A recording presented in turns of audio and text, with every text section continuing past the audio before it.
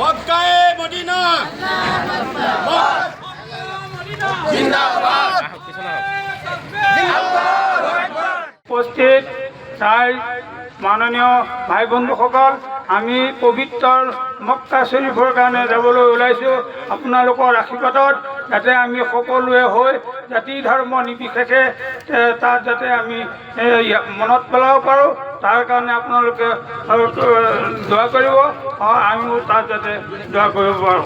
আমি জাজৰি গাঁৱৰ পৰা 5গৰাকী পবিত্ৰ মক্কা ও মদিনা শ্বৰীফৰ যাবৰ কাৰণে ওপৰজনৰ আশীৰ্বাদত যাবলৈ ওলাইছোঁ। গতিকে আপোনালোকৰ পৰা বহু আশাত আশীৰ্বাদ থাকিল। লগতে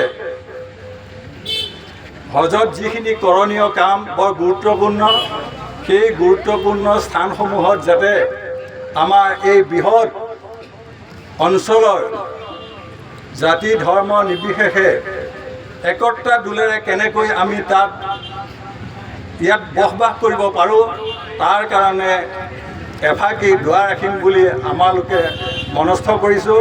আৰু সহায় কৰিব আপোনালোকে আমাৰ সেই সময়ত যাতে মনত পৰে।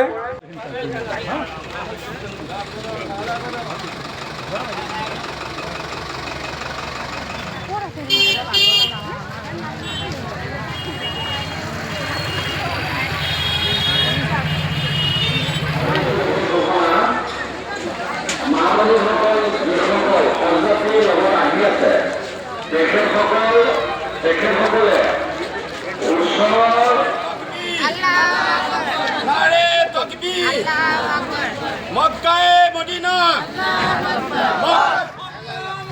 জিন্দাবাদ।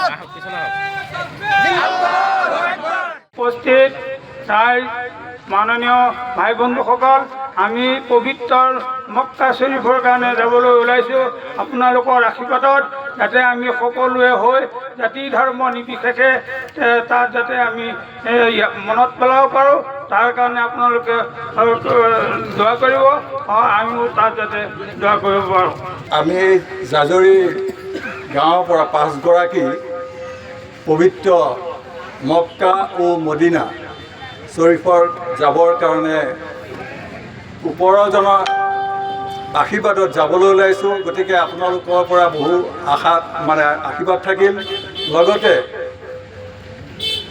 হজত যিখিনি কৰণীয় কাম বৰ গুৰুত্বপূৰ্ণ, সেই গুৰুত্বপূৰ্ণ স্থানসমূহত যাতে আমাৰ এই বৃহৎ অঞ্চলৰ জাতি ধৰ্ম নিৰ্বিশেষে একতা দোলেৰে কেনেকৈ আমি ইয়াত বসবাস কৰিব পাৰোঁ, তাৰ কাৰণে এফাকি দুৱাৰ ৰাখিম বুলি আমালোকে মনস্থ কৰিছোঁ। আৰু সহায় কৰিব আপোনালোকে আমাৰ সেই সময়ত যাতে মনত পৰে।